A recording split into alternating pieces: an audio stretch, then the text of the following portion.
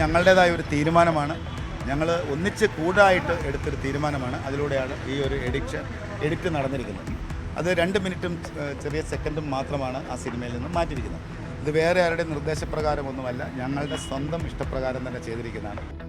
എമ്പുരാൻ സിനിമയിൽ മാറ്റം വരുത്തിയത് മറ്റാരുടെയും സമ്മർദ്ദമില്ലാത്ത കൂട്ടായ തീരുമാനമെന്ന് ആന്റണി പെരുമ്പാവൂർ. പൃഥ്വിരാജിനെ ഒറ്റതിരിഞ്ഞാക്രമിക്കേണ്ട കാര്യമില്ല. പ്രമേയം അറിഞ്ഞു തന്നെയാണ് മോഹൻലാൽ അഭിനയിച്ചതെന്നും ആന്റണി. എമ്പുരാനെതിരായുള്ള നീക്കം പാർലമെന്റിൽ ഉന്നയിക്കാനുള്ള UDF LDF MPമാരുടെ നോട്ടീസിന് അനുമതിയില്ല. പ്രദർശനം തടയണമെന്നാവശ്യപ്പെട്ട് ഹൈക്കോടതിയിൽ ഹർജി.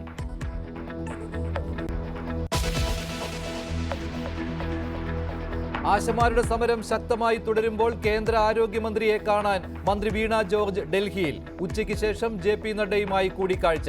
ഇൻസെന്റീവ് കൂട്ടാൻ ആവശ്യപ്പെടുമെന്ന് വീണ ജോർജ്.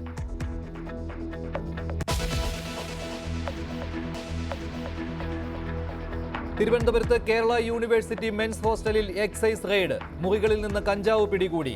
എക്സൈസ് സംഘം ഹോസ്റ്റലിൽ കടന്നത് പൂട്ട് കുത്തി തുറന്നു.